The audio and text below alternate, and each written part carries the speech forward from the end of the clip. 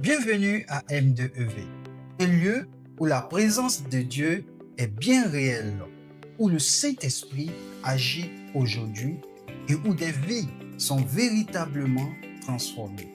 Que tu sois en quête de guérison, en quête de restauration ou d'une relation profonde avec Dieu ou simplement d'un endroit pour grandir spirituellement, tu es au bon endroit. Ici, tu n'es pas juste de passage. Tu fais partie d'une famille. Peu importe ton histoire, peu importe ton parcours, peu importe ton origine, ici, il y a une place pour toi. Bienvenue dans une communauté où l'Esprit est au centre et où Jésus transforme des vies encore aujourd'hui. Nous te célébrons, nous t'honorons et nous te glorifions, Roi de gloire, toi qui nous conduis jour après jour, conformément à ton décret céleste qui a été marqué par le sceau divin bien avant la fondation du monde, pour la croissance effective de ta volonté par cette œuvre. Nous te sanctifions pour l'œuvre de l'Esprit.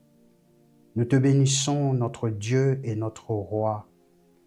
Nul n'est comme toi, nul n'est semblable à toi. Notre force vient de toi. Nos ressources viennent de toi.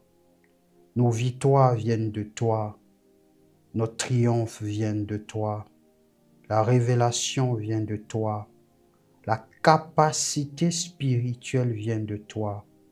Ce soir encore, voulons que la gloire de Jésus-Christ nous visite.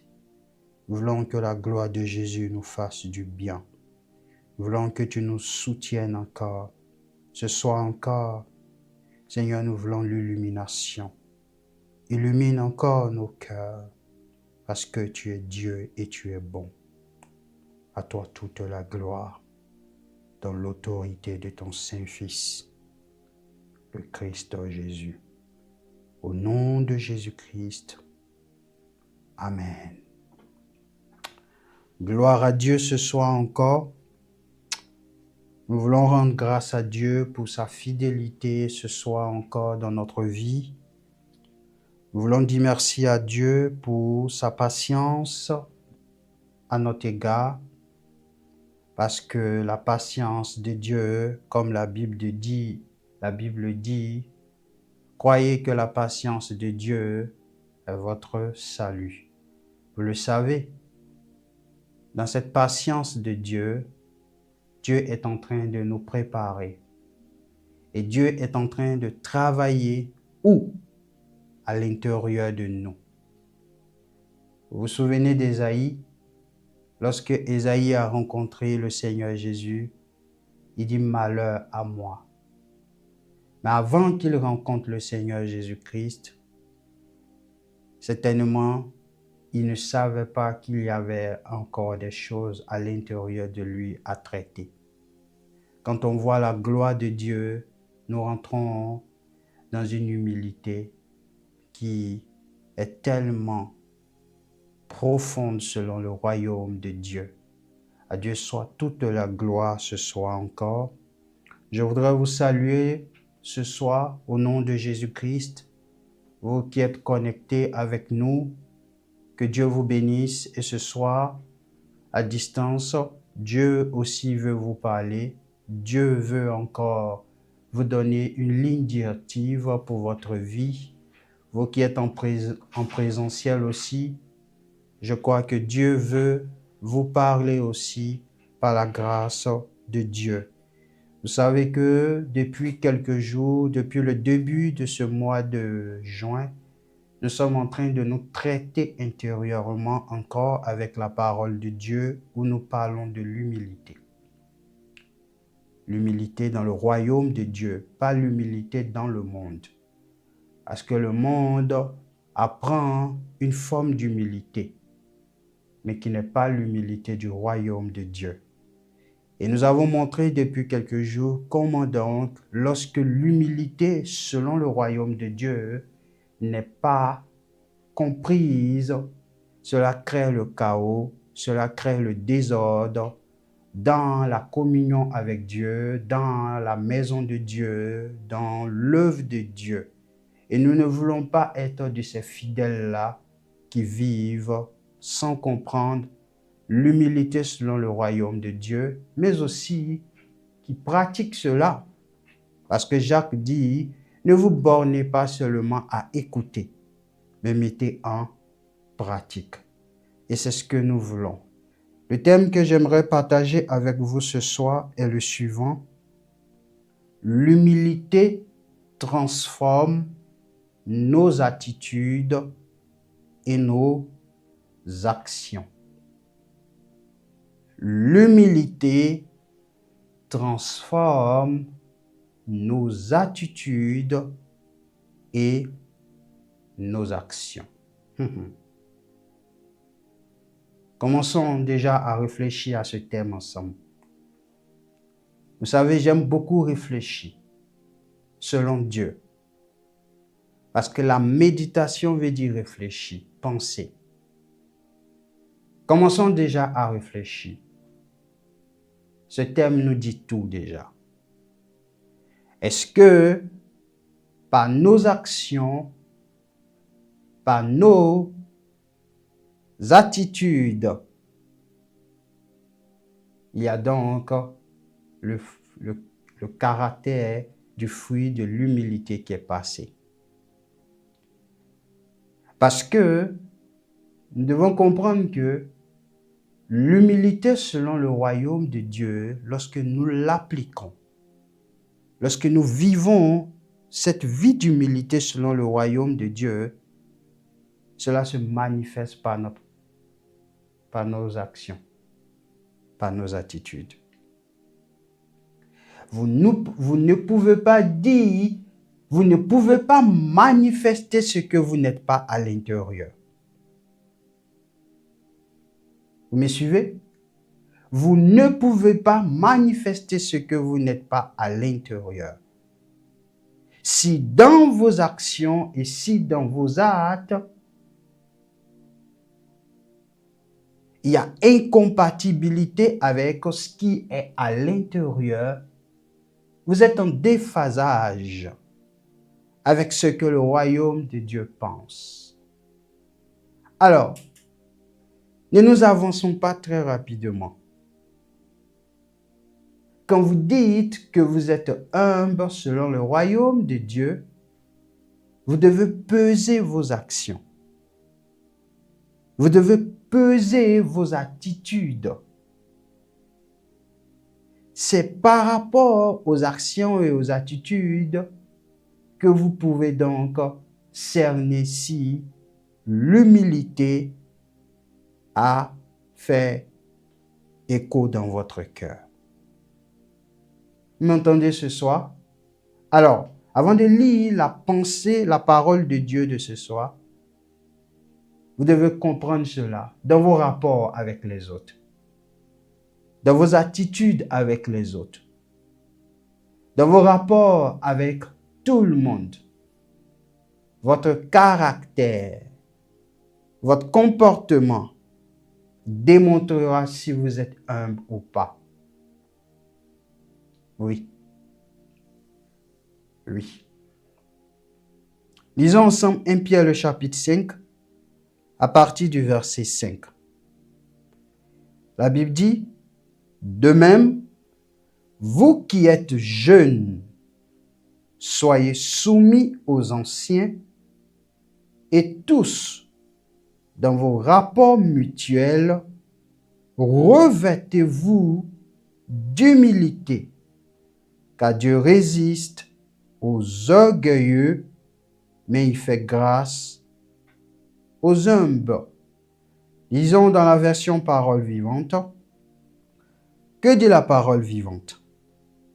La parole vivante dit, « Quant à vous, les jeunes, soumettez-vous aux responsables de l'Église et vous tous, dans vos relations mutuelles, revêtez-vous du tablier d'esclaves. » Je veux dire de l'humilité. Soyez prêts à vous servir les uns les autres, car l'Écriture déclare: Dieu s'oppose aux orgueilleux, mais il accorde sa grâce aux humbles. Alléluia. Un profond verset. Un profond verset que parfois certains n'aiment pas. Il faut que dans nos églises, il faut que dans la maison de Dieu,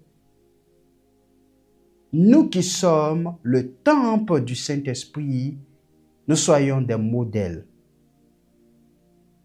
Et que nous alignons nos cœurs à ce que l'Écriture dit et non à ce que nous avons appris dans le monde.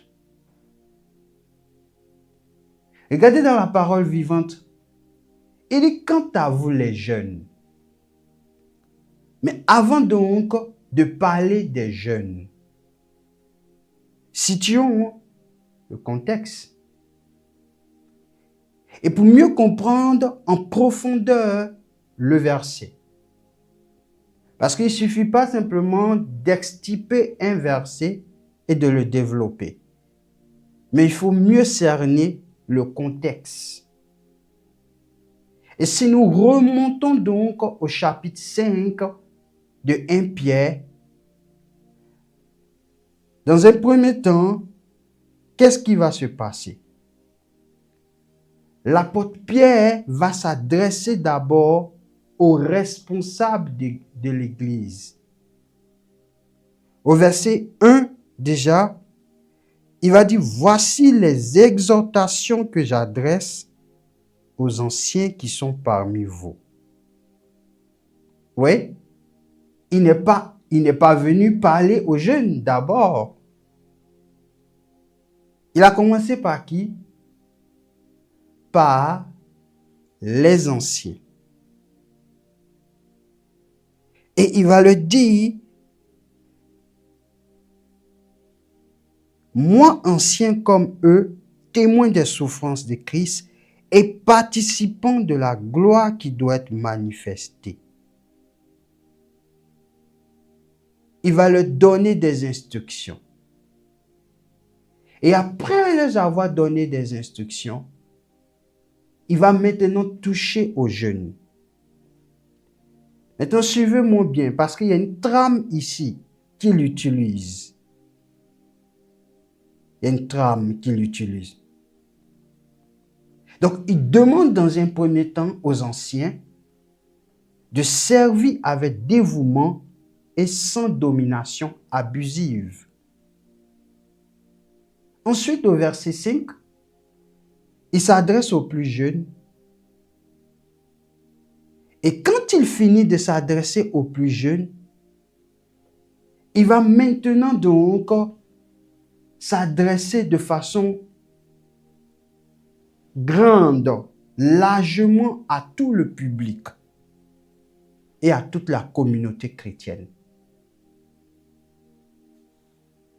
Donc vous voyez ici que ce passage est profond en ce sens où l'apôtre Pierre touche à toutes les catégories dans l'Église. Pierre va toucher à toutes les zones de l'Église.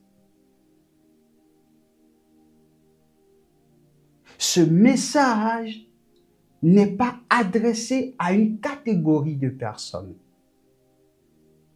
mais à tous. Or, dans l'Église de Dieu, chacun joue un rôle.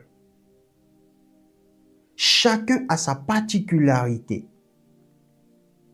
Mais, quelle que soit la particularité, quel que soit le poste que tu peux occuper dans la maison de Dieu, cette parole de Dieu qui t'est adressée, elle est centrale pour tout le monde. Elle touche à tout le monde. Quelle est l'idée centrale ici? L'idée centrale, c'est que la vie chrétienne ne peut fonctionner correctement sans humilité. C'est ça l'idée centrale ici. La vie chrétienne ne peut fonctionner correctement sans humilité. C'est fort, hein, ça. Vous ne pouvez pas donc mener une vie chrétienne puissante selon Dieu sans humilité. C'est pas possible. Maintenant, commencez à réfléchir avec moi. Dans l'église, vous êtes dans quelle couche? Quel est votre poste dans l'église? Quel que soit le niveau où vous êtes, la Bible dit que vous ne pouvez pas donc fonctionner sans humilité. Ça veut dire que l'humilité est le moteur du fonctionnement de l'Église de Dieu. L'humilité est celle-là, est la base et le support. Est-ce que vous m'écoutez? L'humilité est le support qui emmène l'Église à vivre ce qu'on appelle la vie chrétienne authentique. Si vous vivez dans un étage, dans un immeuble, la fondation est le support par lequel vous arrivez donc à tenir, à vous reposer dans votre appartement. Quand vous rentrez dans votre appartement qui est à l'étage 3, 4, 5, vous êtes paisible. Vous ne craignez rien. Pourquoi? Vous ne craignez rien parce que la fondation est solide. Si la fondation n'est pas solide, vous serez paniqué. Vous ferez des insomnies. Vous vous poserez toujours des questions. De même, lorsque dans l'Église du Seigneur, l'humilité n'est pas le support de cette Église, alors cette Église aura des insomnies. Et quand je parle d'insomnie ici, ça sera le désordre. Quand je parle d'insomnie ici, ça sera quoi? Les clans. Quand je parle d'insomnie ici, ça sera quoi? Les palabres. Quand je parle ici d'insomnie, ça sera quoi? Les incompréhensions. Voici le problème parfois. Parce que la base n'a pas été bâtie sur l'humilité, référence du royaume de Dieu. Or, puisque dans le royaume de Dieu, nous triomphons par l'humilité, cela implique quoi? Cela implique que toi, tu es membre de l'Église. Moi, je suis membre de l'Église. Toi, tu es membre de l'Église. Toi, tu es membre de l'Église. Vous tous qui êtes connectés, vous êtes membres de l'Église. Même si vous n'êtes pas avec nous en présentiel, vous êtes membre de l'Église. Ça veut dire quoi? Ça veut dire que chacun a sa part à jouer quant à l'humilité. Ce n'est pas une personne qui doit manifester l'humilité pour toi. C'est toi qui dois manifester l'humilité. C'est moi qui dois manifester l'humilité. Dans cette cohésion, nous arrivons donc à pouvoir bâtir donc une œuvre, une vie chrétienne qui a la gloire de Dieu. Vous me suivez ce soir? Voici ce que Dieu attend de chacun de nous. Mais j'aimerais dire quelque chose avant d'avancer et faire une parenthèse. Vous êtes dans la maison de Dieu. Vous servez Dieu. Mais ne bâtissez pas sur l'orgueil. Nous allons venir à ça tout à l'heure. Nous devons être conscients. Nous devons faire beaucoup attention à comment nous vivons dans l'Église, à comment nous marchons dans notre vie chrétienne avec Dieu. Parce que Dieu voit tout. Parce que Dieu scrute tout. Dieu regarde tout. Dieu regarde tout. Et nous devons faire beaucoup attention. Regardez comment il commence le verset 5. Il dit, vous qui êtes jeunes, soyez soumis à qui? Aux anciens. Soyez soumis aux anciens. Vous devez savoir que le mot soumis ne signifie pas une obéissance aveugle ou une perte de dignité. Ce n'est pas ce que le mot soumis signifie ici. Mais vous devez savoir que dans le contexte biblique, dans la pensée biblique, le mot soumis désigne une attitude de respect. Une attitude de respect. Maintenant, mettons-nous au travail. Et suivez-moi bien. Lorsque la parole de Dieu dit, femmes, soyez soumises à votre mari. Ça veut dire qu'à l'intérieur du cœur, il y a un problème de soumission. Quand la parole de Dieu dit, mari, aimez vos femmes, ça veut dire quoi? À l'intérieur du cœur de l'homme, il y a un défaut d'amour. Maintenant,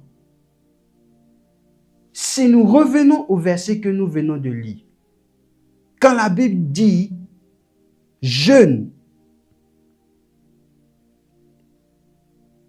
je retrouve le verset, vous qui êtes jeunes, soyez soumis aux anciens. Ça veut dire quoi? Ça veut dire que probablement, ça veut dire que potentiellement, les jeunes ont parfois des soucis avec le respect. Parce que Dieu sonde les cœurs. Et Dieu connaît la pensée. Il dit, vous les jeunes, vous devez développer une attitude de respect envers les anciens.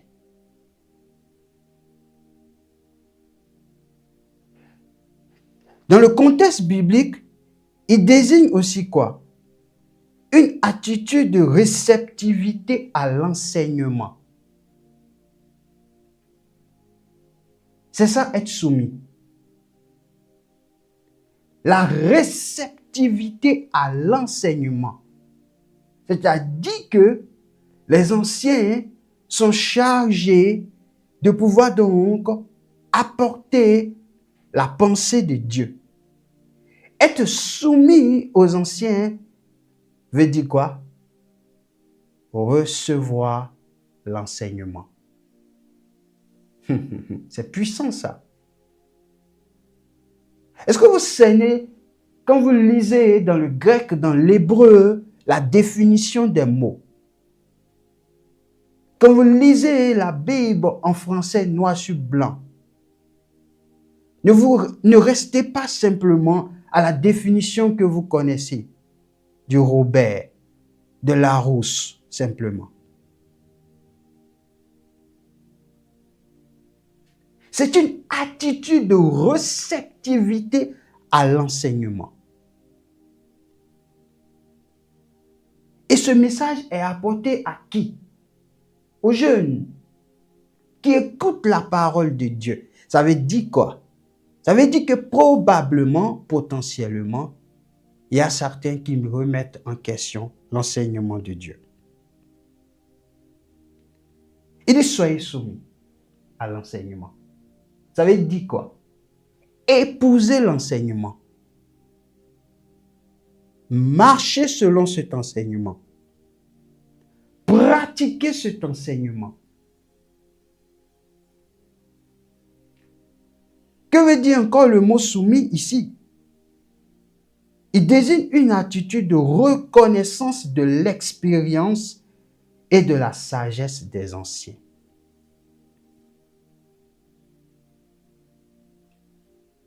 Ça veut dire quoi? Quand vous prenez un homme comme l'apôtre Pierre, qui était ancien, il a marché avec Jésus. Il a vu Jésus. Il a vu les œuvres de Jésus. Il a de l'expérience. Il a de l'expérience. Et il a une sagesse aussi. Et il est mieux placé pour pouvoir orienter les jeunes. Il est mieux placé pour pouvoir diriger les jeunes. Mais cela ne veut pas dire qu'il a toute la connaissance. Cela ne veut pas dire qu'il sait tout. Car la Bible dit nous savons en partie. Mais il a cette capacité d'orienter. Il a cette capacité de conduire. Il a cette capacité de discernement que vous n'avez pas.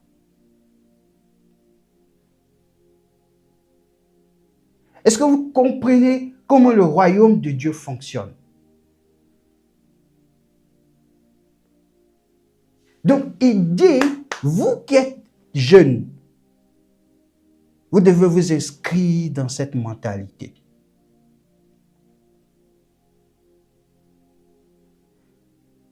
On ne vient pas à l'église pour faire le show. On ne vient pas à l'église pour faire ce qu'on veut. On ne vient pas à l'église pour imposer ses envies. Le royaume de Dieu est structuré. Le royaume de Dieu est ordonné. Le royaume de Dieu est un royaume ordonné, un royaume de paix. Et vous tous qui voulez suivre le Christ Jésus, vous devez vous inscrire dans cette mentalité. Ne pensez pas tout connaître. Ne pensez pas tout connaître. Vous avez besoin d'apprendre et vous continuerez toujours d'apprendre. Car ce qu'on sait aujourd'hui n'est pas ce qui va nous définir jusqu'à la fin des temps. Comme vous lisez Luc le chapitre 2, verset 52, il est dit, « Or, l'enfant croissait en sagesse. » Qui était l'enfant? Jésus. Jésus, le Fils de Dieu, a montré l'exemple. Il croissait.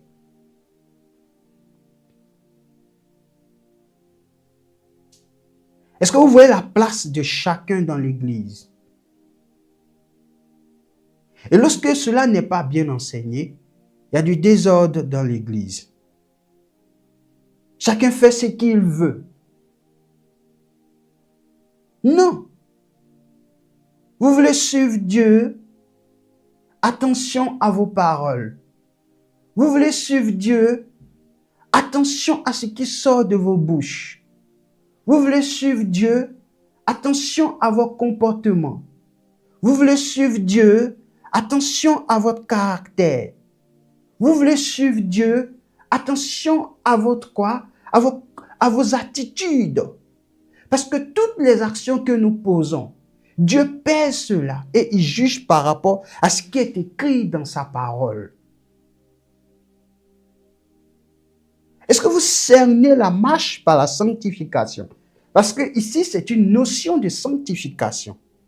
Quand on parle de sanctification, ce n'est pas simplement l'impudicité. se soumettre et suivre cette pensée.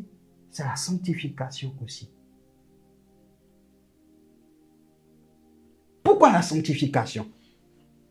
Parce que la sanctification, dans un premier temps, c'est être mis à part. N'est-ce pas? Et quand on est mis à part, ça veut dire quoi? Ça veut dire qu'on a quitté un système de mentalité pour être dans un autre système de mentalité. Où nous épousons un nouveau système de mentalité. Et dans ce nouveau système de mentalité, il ne s'agit pas de ma mentalité à moi. Il ne s'agit pas de la mentalité que j'ai apprise avant. Mais il s'agit de la mentalité du Christ Jésus qui est au-dessus de tout.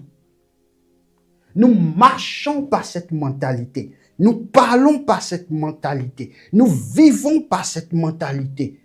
C'est ça, l'humilité. Beaucoup n'ont pas compris cela et parlent beaucoup dans l'Église. Ils n'ont plus la crainte de Dieu. Ils n'ont plus de respect pour leurs responsables. Ils n'ont plus de respect pour les anciens. Dieu dit, attention, soyez soumis. Soyez soumis.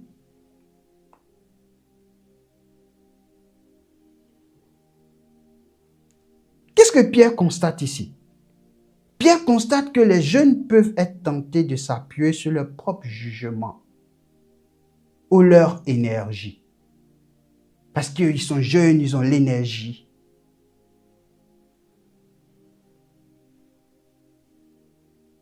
Et leur propre mentalité. Ah ouais, ce qu'il dit, c'est pas correct. Ah ouais, ce qu'il dit, je ne ferai pas. Ah ouais, ce qu'il dit, moi je suis pas d'accord avec ça. Écoutez-moi ce soir. Jésus, le Fils de Dieu, lorsqu'il est venu sur terre, l'avez-vous déjà vu parler à son Père avec condescendance? La Bible dit quoi? Il était soumis à qui? À son Père. Parce qu'il était centré sur quoi? Sur la volonté de son Père. Or, la volonté de son Père, c'est la pensée de son Père. Maintenant, écoute-moi. La pensée de ton Père, qui est Dieu, c'est ce qui t'a été révélé dans la parole de Dieu.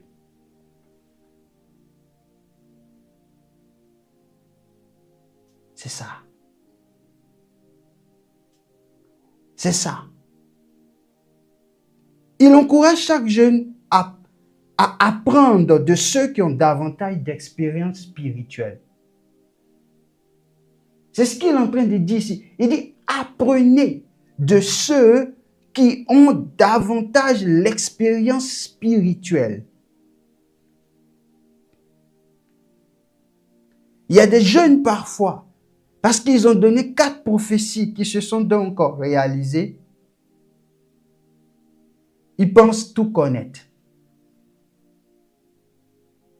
Il y a des jeunes, parce qu'ils ont eu une petite expérience où la grâce de Dieu s'est manifestée dans leur vie, ils pensent connaître que les anciens. Non. Attention. Vous ne savez pas ce qui vous attend demain. Quand vous passerez par un grand feu, vous comprendrez que la vie n'est pas parfois comme vous le pensez. Il aura parfois l'ancien pour vous guider là. Parce qu'il connaît. Qu'est-ce que ici Pierre est en train de dire aux jeunes? Au final, soyez humbles.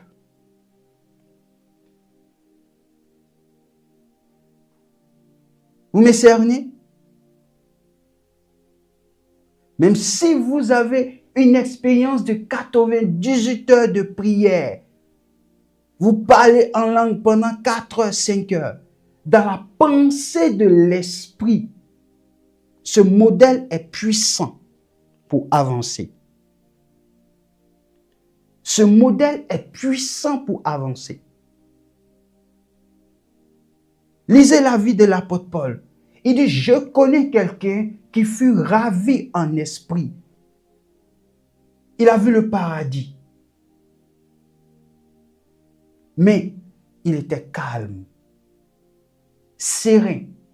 Et dans son temps, il y avait des prophètes qui n'ont même pas vu le paradis, qui étaient remplis d'orgueil. Attention, l'œuvre de Dieu, attention, la maison de Dieu, ce n'est pas une maison où on fait ce qu'on veut. Ce n'est pas une maison où on transporte tous les déchets. Non, attention. Tu dois être structuré, tu dois être diligent, tu dois connaître ta place et tu dois monter petit à petit conformément à l'écriture. Voici comment on est béni de Dieu. Et j'aimerais dire quelque chose. Cela ne veut pas dire que les anciens ont toujours raison.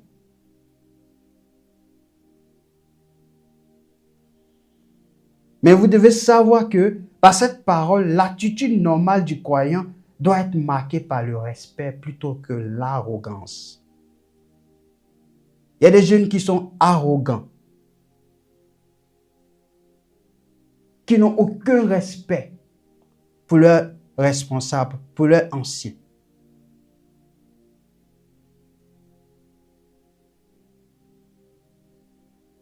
Ça, ce n'est pas une vie transformée par l'humilité. Vous m'enseignez? Cela ne veut pas dire qu'ils ont toujours raison. Quand la Bible dit « Enfants, obéissez à vos parents », c'est la parole de Dieu.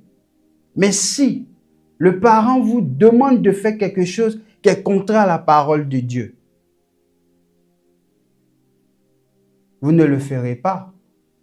Ça, ce n'est pas une désobéissance. Donc, il y a ce qu'on appelle maintenant quoi? Le discernement. Vous devez discerner dans tout ce que l'ancien fait. Est-ce que ça s'est aligné à la parole de Dieu? Si c'est aligné à la parole de Dieu, soumettez-vous. Pourquoi vouloir faire ce que vous voulez de votre propre cœur? Et j'ai dit l'autre fois dans les enseignements passés que quoi? Toute pensée que vous voulez manifester, interrogez-vous si c'est conforme à l'écriture. Si c'est conforme à l'écriture, allez, vous avez le go. Si ce n'est pas conforme, ne forcez pas.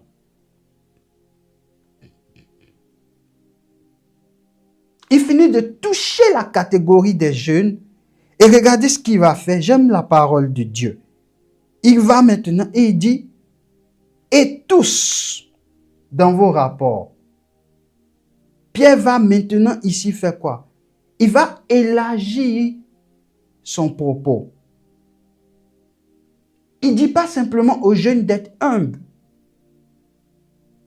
mais il dit tous. Tous. Si on suit la trame, qu'est-ce que ça veut dire? Les jeunes doivent être humbles envers les anciens. Les anciens doivent être humbles envers les jeunes. Les responsables doivent être humbles envers les membres. Les membres doivent être humbles envers eux.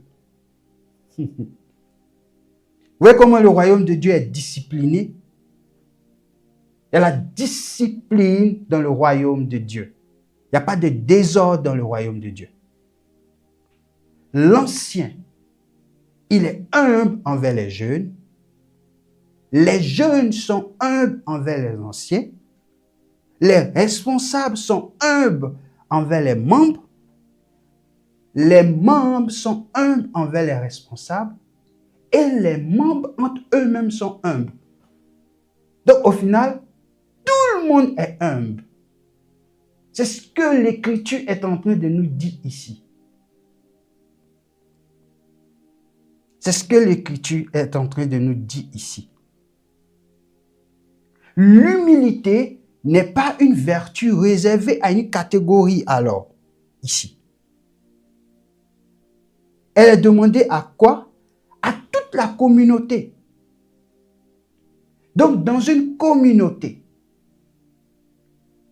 quand vous voyez le désordre, la désinvolture, le chaos, ça veut dire que la parole de Dieu n'est pas appliquée conformément à ce qui est dit. Vous pouvez peser donc l'Église à partir de là. Vous pouvez sentir l'odeur spirituelle de l'Église à partir de là. Quelle est ta position? Toi qui m'écoutes. Quelle est ta position? Est-ce que tu es humble dans ta vie chrétienne? Est-ce que tu es humble? Écoutez-moi ce soir. Vous savez, parfois c'est facile de pouvoir donc critiquer les autres. Quand je parle de critique ici, je parle de la critique peut-être positive.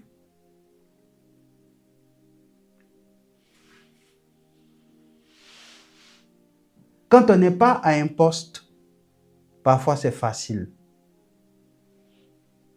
De dire, ah ouais, il faut que ça soit comme ça. Il faut que ça soit ceci. Il faut que ça soit comme ça. Mais quand on prend ce poste, on commence à réaliser.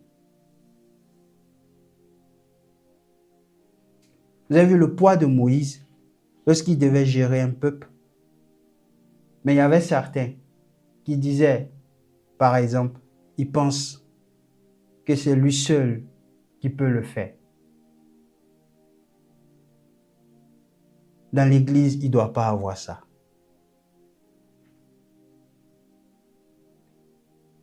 Lorsque la dirigeante, elle dirigeait, elle est revenue sur ce qu'on a appris la fois passée.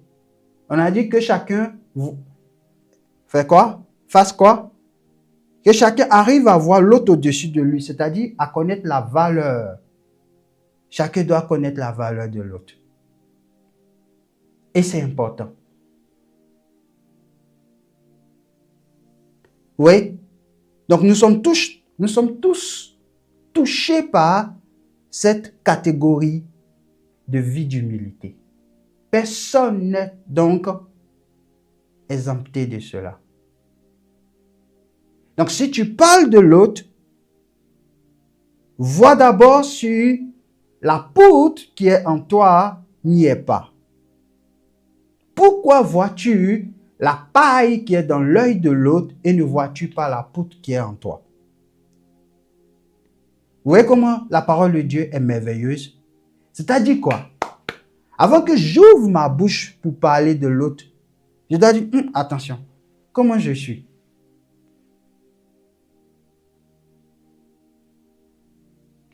Et quand tu réaliseras peut-être qu'il y a encore de l'orgueil en toi, tu vas dire, je ferme ma bouche. Voici comment on doit réfléchir dans le royaume de Dieu. Mais malheureusement, parfois, on ne réfléchit pas comme ça. On est prêt à lancer les flèches aux autres. Pourtant, nous-mêmes, nous sommes remplis de choses que nous-mêmes, nous ne savons pas.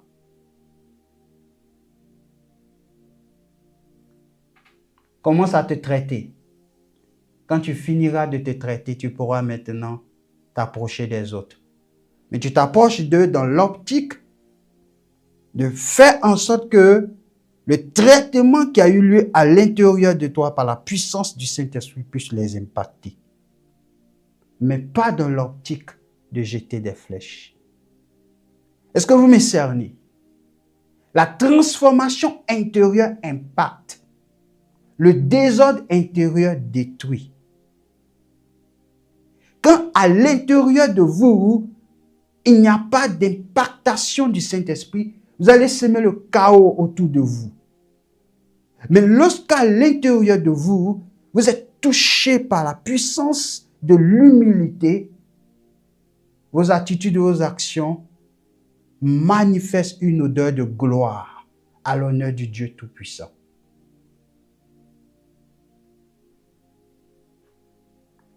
Et il continue, il dit, revêtez-vous d'humilité. C'est une expression ici très très forte. Le verbe grec évoque l'idée de mettre un vêtement. Quand on dit revêtez-vous d'humilité, vous devez donc, ça évoque l'idée de quoi? De mettre un vêtement ou de s'attacher un tablier. Vous voyez, quand vous voulez porter un vêtement, c'est ce que l'expression veut dire ici. Revêtez-vous. L'image ici, c'est quoi? C'est celle d'une personne qui choisit délibérément de porter l'humilité comme un habit visible.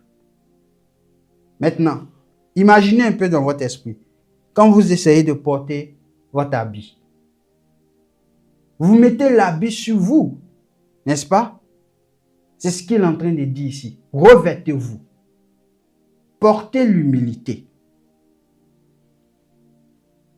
Chaque jour, vous portez des habits. Votre placard est rempli de vêtements. C'est exactement ça. Chaque jour, porte l'humilité. C'est ce qu'il est en train de dire ici. Chaque jour, porte l'humilité. Et j'ai expliqué déjà que l'humilité, ce n'est pas se mépriser. J'ai dit que l'humilité, ce n'est pas nier ses dons. Avant, on commettait cette erreur. Vous avez des dons, mais vous ne souhaitez pas les manifester. Non, ce n'est pas nier ses dons. L'humilité, ce n'est pas penser qu'on n'est pas à la hauteur. Au contraire, l'humilité, c'est reconnaître la vérité sur soi-même. Vous m'entendez? C'est reconnaître la vérité sur soi-même. C'est ça l'humilité. Qu'est-ce que tu connais sur toi? C'est ça. L'humilité, c'est dépendre de Dieu. C'est ça l'humilité. L'humilité, c'est servir les autres sans rechercher sa propre gloire. Est-ce que vous entendez la profondeur de ça? Dans l'église, dans le service que vous faites pour Dieu. Vous servez les autres sans rechercher votre propre gloire. Vous n'avez pas besoin que les autres vous disent quoi que ce soit. Donc, ça veut dire quoi? Si nous comprenons donc ces vertus, ça veut dire que l'humilité fait quoi? L'humilité est donc une disposition intérieure qui devient visible dans nos actions. Vous me cernez? Ça devient visible dans tes actions. Si on te dit que l'humilité, c'est servir les autres sans rechercher ta propre gloire, on verra dans tes actions. On verra dans tes attitudes. Je veux servir les autres. Ça ne veut pas dire que tu veux t'humilier sans réfléchir. C'est ça. Frère, quel est ton problème? Sœur, je vois ici que tu es incapable. Je vais le faire. Tu n'as pas la possibilité de le faire. Je vais le faire.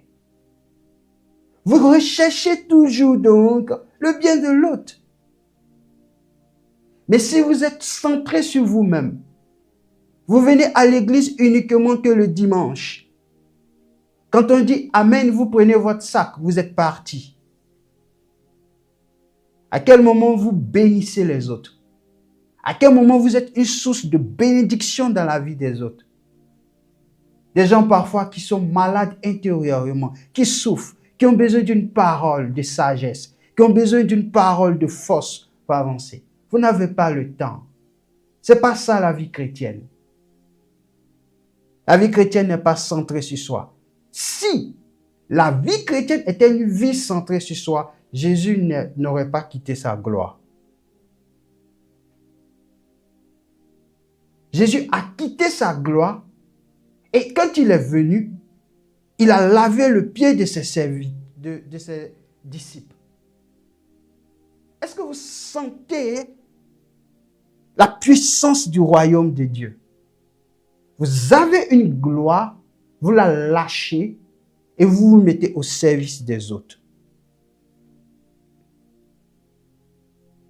Et c'est ce que Jésus a tenté de dire à certains qui n'ont pas pu accepter ça. C'était trop fort pour eux. Parce leur cœur était attaché à ça. Vous connaissez l'histoire de celui qui est venu. Il voulait faire croire à Jésus qu'il applique tout. Il dit, depuis mon enfance, je fais tout ce que la loi de Moïse dit. Jésus dit, c'est très bien. Je vais te demander une dernière chose. Vends tout ce que tu as et suis-moi. Vous savez ce que ça voulait dire? Jésus parlait de l'humilité ici. Puisque l'humilité, c'est servir les autres. Il devait quitter sa propre gloire et se mettre au service maintenant. Je ne suis pas en train de dire ici de quitter ta position. Non. Il faut discerner ce que je suis en train de dire. Mais je suis en train de dire que où ton cœur est attaché, plus que les choses du royaume de Dieu, c'est une idole. Elle domine ton cœur. Or, nous savons que l'humilité n'est pas centrée sur soi. Du moment où tu arrives donc à être centré sur toi et que tu penses à toi et à toi seul, tu n'as pas encore compris la pensée de l'humilité.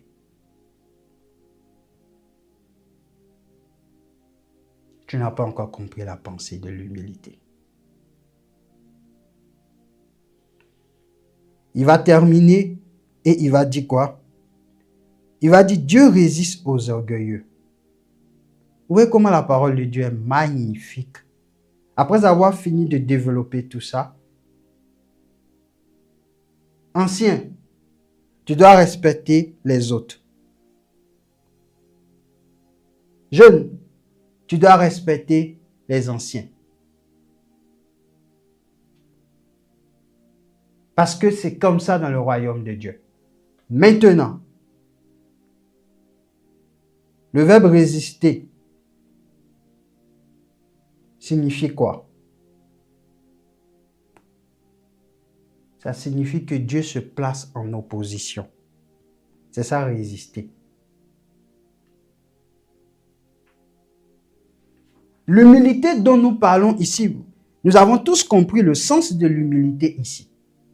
Maintenant, ça veut dire que dans l'église, dans la maison de Dieu, si nous ne veillons pas à appliquer ces principes de vie, qui se placera en opposition contre nous? Répondez dans votre cœur. Qui se placera en opposition contre nous? Est-ce le pasteur? Est-ce l'ancien? Est-ce le responsable? Est-ce la sœur? Est-ce le frère? Non. Qui se placera en opposition contre toi? Dieu. Est-ce que vous voyez? Nous sommes dans la maison de Dieu. Dieu est notre Père. Mais Dieu peut s'opposer à toi.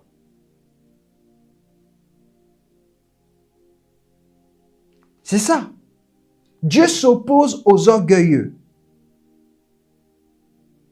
Ceux qui refusent de pouvoir respecter. ceux qui refusent de pouvoir se soumettre, Dieu s'oppose à eux. Et je peux vous dire qu'il n'est pas bon d'avoir Dieu comme ennemi.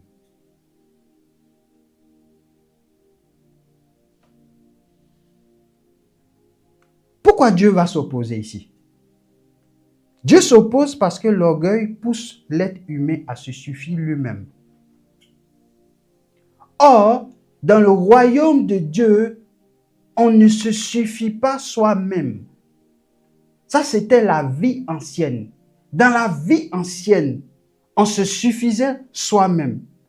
Mais lorsqu'on est devenu donc une nouvelle créature, oh Seigneur, quand tu es devenu une nouvelle créature, il n'y a plus de place à ta propre personne. Tu ne dépends plus de toi. Donc tous ceux dans le royaume de Dieu, tous ceux dans la maison de Dieu, qui veulent continuer donc dans la pensée et dans la mentalité de se suffire eux-mêmes, tous ceux qui veulent avancer en rejetant la dépendance à Dieu, tous ceux qui veulent rechercher leur propre exaltation, Dieu s'oppose à eux.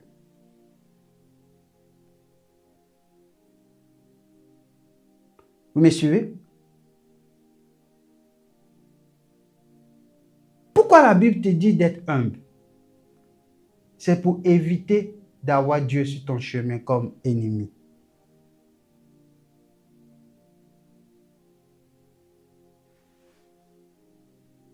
Vous me suivez? Voulez-vous que Dieu soit opposé à vous?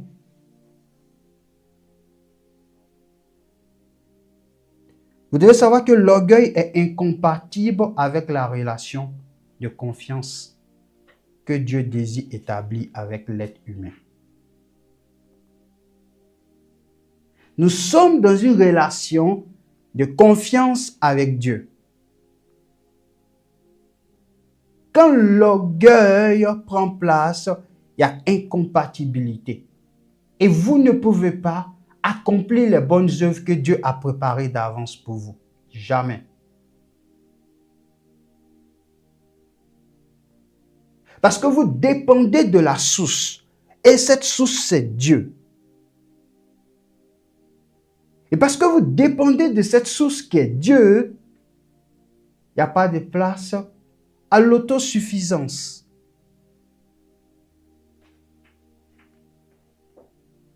Il va s'opposer aux orgueilleux et il termine pour dire quoi?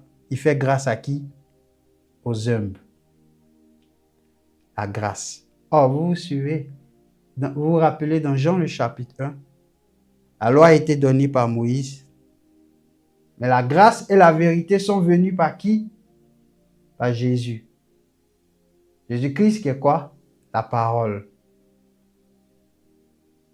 Pour évoluer, il vous faut la grâce. Or, pour avoir la grâce, il faut l'humilité. Ça veut dire chaque jour de votre vie, jusqu'à ce que Jésus vienne, tant que vous marcherez dans l'humilité, la grâce vous accompagnera. Et parce que la grâce est sur votre vie, vous accomplirez les bonnes œuvres que Dieu a préparées d'avance pour vous.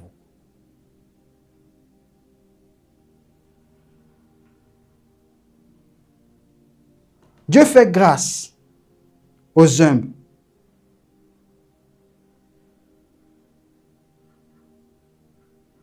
La grâce est le secours, la faveur et la bienveillance de Dieu. C'est ça la grâce. Le secours, la faveur, la bienveillance.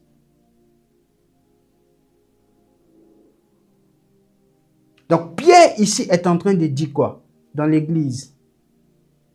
Vous voulez voir le secours de Dieu dans l'église, dans vos vies? Vous voulez voir la faveur de Dieu? Écoutez-moi, je réfléchissais et je me suis dit, Dieu est le Dieu de la bénédiction. Dieu est le Dieu qui bénit. Mais réfléchissez un peu avec moi. Comment nous pouvons dire que nous sommes des croyants, des enfants de Dieu. Nous sommes dans l'église, nous sommes dans la maison de Dieu. Nous sommes en train de servir Dieu, soumis à Dieu, et l'église n'avance pas. Sachant que Dieu est le Dieu de la bénédiction. Vous trouvez ça logique?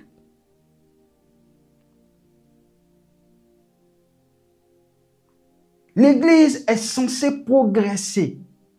L'église est censée avancer par la puissance de la grâce, par la puissance de la faveur. Mais cela est possible lorsque chaque croyant a compris la pensée de l'esprit, qui est la pensée d'humilité. Les gens aiment rejeter la faute sur Dieu. Les gens aiment dire, Dieu, nous ne te voyons pas à l'œuvre dans l'église. Nous ne te voyons pas à l'œuvre dans notre église. Nous ne te voyons pas à l'œuvre dans notre vie. Non, ce n'est pas parce que Dieu n'est pas à l'œuvre. Dieu veille sur sa parole pour l'accomplir. Et Dieu accomplit lorsque les choses sont comprises et que les choses sont mises en pratique par rapport à ce qu'il a dit. Commençons tous à être humbles. Vous verrez la gloire de Dieu. Commençons tous. Mais si l'autre jette la pierre à l'autre, si l'autre attaque l'autre, aucune faveur. Parce que comment le diable connaît ce système et il affaiblit l'église de Dieu. Pas parce que Dieu n'est pas puissant, mais parce que les hommes ouvrent la porte à ça. Et dans les églises, c'est le chaos. Ce sont les palabres, les discordes. Qu'il n'en soit pas de même dans ta vie. Sois un sujet de bénédiction dans ton église. Ne sois pas une pierre d'achoppement dans ton église. Ne sois pas celui-là qui marche par l'orgueil. Mais soumets-toi, obéis, respecte, écoute ce que la parole de Dieu dit. Et tu seras un sujet de bénédiction. Tu n'es pas obligé de suivre ceux qui contestent. N'écoutez pas ceux qui contestent. Car dans la maison de Dieu, dans l'œuvre de Dieu, il n'y a pas de rébellion.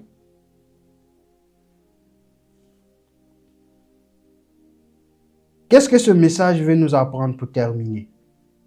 Ce message veut nous apprendre que la grandeur spirituelle ne se manifeste pas par l'affirmation de soi, mais par l'humilité devant Dieu et devant les hommes.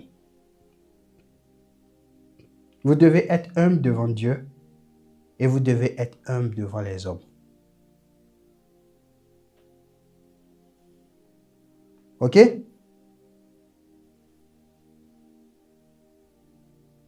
Nous sommes de ce monde, dans ce monde, mais nous ne sommes pas de ce monde. Donc, dans une culture, dans un endroit, dans un lieu qui valorise le statut, le pouvoir ou l'autonomie absolue, Pierre nous enseigne quelque chose de différent. Qu'est-ce que Pierre nous enseigne? Pierre, il nous dit, apprends à respecter les autres. Pierre dit quoi? Accepte d'apprendre.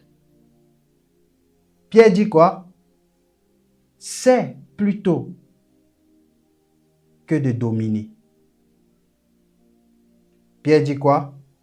Dépends de Dieu plutôt que de ton propre orgueil. Vous m'écoutez? Depuis que j'ai commencé à étudier la parole de Dieu, je me suis rendu compte que le royaume de Dieu est complètement différent de ce qu'on connaît dans le monde. C'est à l'inverse. Vous allez voir, tout est à l'inverse.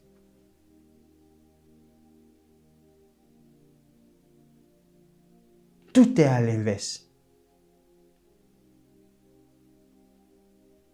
Vous voulez suivre Dieu? Si vous voulez donc dépendre de vous-même, vous ne pourrez pas suivre Dieu. Respectez tout le monde. Respectez les autres.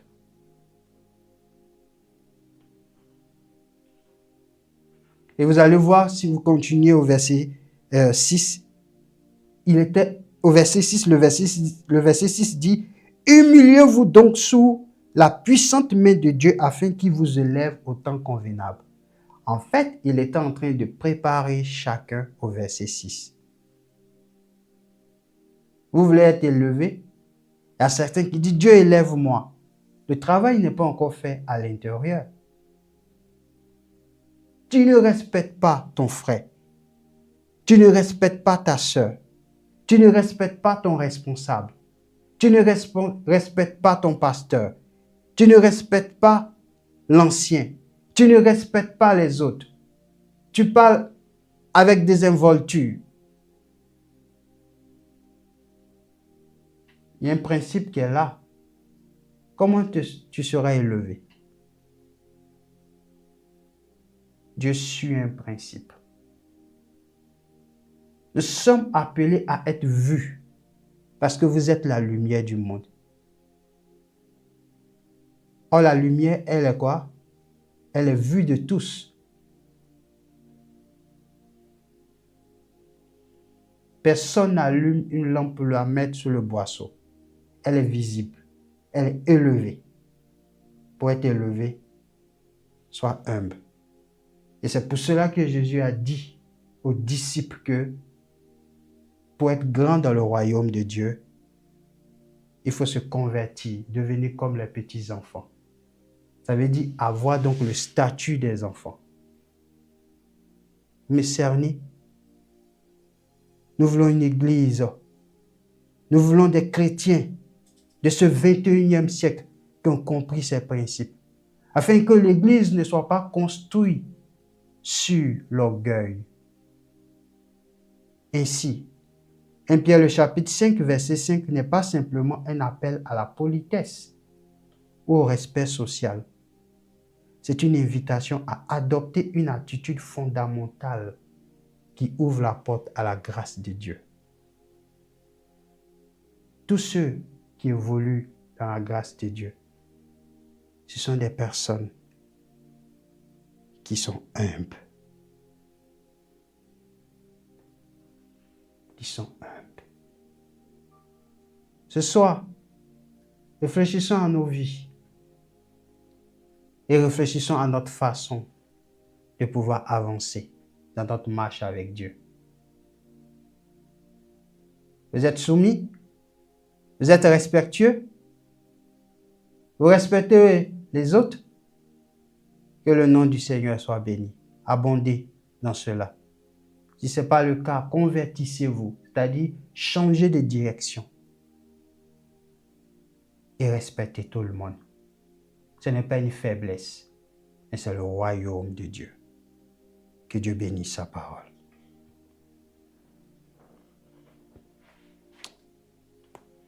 Nous te bénissons, notre Dieu, notre Père, ce soir. Chaque jour, Seigneur, ta parole vient encore sonder l'intérieur de notre cœur. Et ta parole vient, Seigneur Dieu, encore nous emmener à réaliser combien de fois, Dieu éternel, dans le royaume de Dieu, nous ne pensons plus à nous. Notre homme, Seigneur, notre moi a été crucifié au poteau de la croix. Et si nous vivons, ce n'est plus nous qui vivons, mais c'est le Christ Jésus qui vit en nous. Ce soir encore, nous te remercions, Seigneur, pour cette parole. Tu connais le cœur de chacun. Voici ton peuple qui est connecté avec nous, ceux qui sont au présentiel aussi. Tu connais le cœur de chacun. Et tu sais comment, Seigneur, illuminer le cœur de chacun, éclairer chacun encore sur ce message. Seigneur, aide-nous. Moi-même le premier, aide-moi. Aide chacun, s'il te plaît. Nous voulons être conformes au royaume de Dieu. Nous voulons, Seigneur Jésus-Christ, ô notre Dieu, être remplis d'humilité. Ce n'est pas une faiblesse, mais c'est, Seigneur, le cœur du royaume de Dieu. Je prie que chacun soit prompt à respecter les autres. Je prie que chacun donne une valeur propre de la dignité aux autres. Je prie que Dieu éternel, nos attitudes, nos paroles, nos actions, Seigneur, démontrent l'humilité. Démontre l'humilité, Seigneur. Si dans nos rapports, dans nos attitudes, Seigneur, nous avons été source, Seigneur, de blessures pour les autres, nous te demandons pardon. Mais que Dieu, le travail de l'Esprit se passe à l'intérieur. Lokatoros cantare, les maros canta kitaraya, les brianta sayara kinta roche, ketoro maya kintariantasa, les maros canta kintaraya. Seigneur, nous aspirons à une transformation, Seigneur, de vie. Ô Dieu éternel, ô Seigneur, que la puissance de la profondeur des Saintes Écritures transforme, Seigneur, nos vies, que notre caractère, que notre attitude, que nos réactions, Seigneur, soient, Seigneur, Jésus, des réactions d'humilité dans tout ce que nous faisons, ô Seigneur. Je veux respecter mon frère, je veux respecter ma sœur, je veux me soumettre aux anciens, je veux me soumettre à tous ceux qui ont l'expérience que moi. Je veux apprendre de tous dans, Seigneur, le discernement. Je prie qu'il en soit de même pour chacun. Que Dieu, ton Église, soit en bonne santé dans ce domaine d'humilité. Aide-nous, Seigneur Jésus, à respecter tout le monde aussi en parole. Que nous ne parlons pas, Seigneur Jésus-Christ, avec désinvolture, Seigneur, de ceux que tu as choisis, de ceux que tu as établis. Seigneur Dieu, que nous fassions attention à nos paroles, attention à nos actes, attention à nos attitudes. Seigneur, sanctifie-nous ce soir et que cette discipline de vie nous accompagne, que nous nous traitons chaque jour avec ces actions, Seigneur, que nous ne fassions pas comme les autres. Seigneur, merci parce que tu le fais. Que toute la gloire te revienne ce soir, au nom de Jésus-Christ. Merci Saint-Esprit. Amen.